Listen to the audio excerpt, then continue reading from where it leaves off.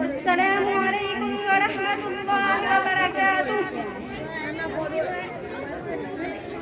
نحمده ونصلي على رسوله الكريم اما بعد صدر محترم اور میرے عزیز ساتھیوں، آج کے اس مسابقاتی پروگرام میں میری تقریر کا عنوان ہے علم کی اہمیت و ضرورت۔ حضرات، ارشاد خداوندی ہے قل هل يستوي الذين يعلمون والذين لا يعلمون انما يتذكر اولو الالباب۔ وقال النبي صلى الله عليه وسلم طلب العلم فريضة على كل مسلم۔ علم کا حصول ہر مومن پر فرض ہے۔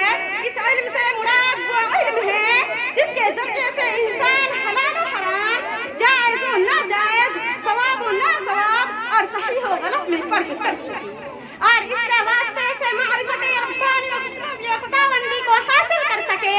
اور یہ بات بھی ذہن نشین رہنی چاہیے کہ والدین کی عظیم ذمہ داری ہے کہ وہ اپنی اولاد کی بہترین تعلیم و تربیت کا انتظام کرے۔ یہ ان کا دینی اخلاقی دونوں اعتبار سے فریضہ بنتا ہے۔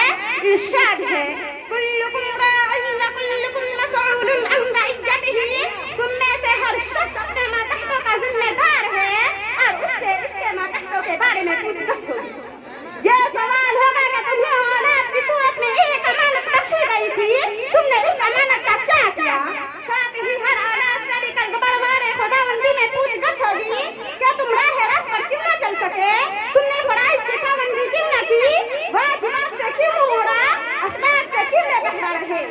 وہ جواب دے گا وقالوا ربنا انا اطعنا سادتنا وكبراءنا فاضلونا السبيل ربنا آتهم ضعفين من العذاب ولعنهم لعنا كبيرا۔ ہم نے اپنے بزرگوں اور اپنے بڑوں کی بات مانی، انہوں نے ہمیں تو گمراہی کر دیا۔ اے پروردگار، انہیں ہم سے دو گنا عذاب دے اور ان پر خوب لعنت برسا۔ گویا وہ یہ کہے گا اگر انہوں نے ہماری تعلیم و تربیت کا صحیح نظم کیا ہوتا تو ہم راہ راست نہ بھٹکتے، دشت و ہدایت پر غور و تقویٰ و طاعت کی روشنی اختیار کی ہوتی، ہماری گمراہی کا سبب تو ہمارے گارجین ہی ہے۔ حضرات، تبھی تو آقا مدنی محمد صلی اللہ علیہ وسلم امت کو تلقین فرمائی علموا الصبی الصلاة 7 سنین واضربوه علیہا ابن 10۔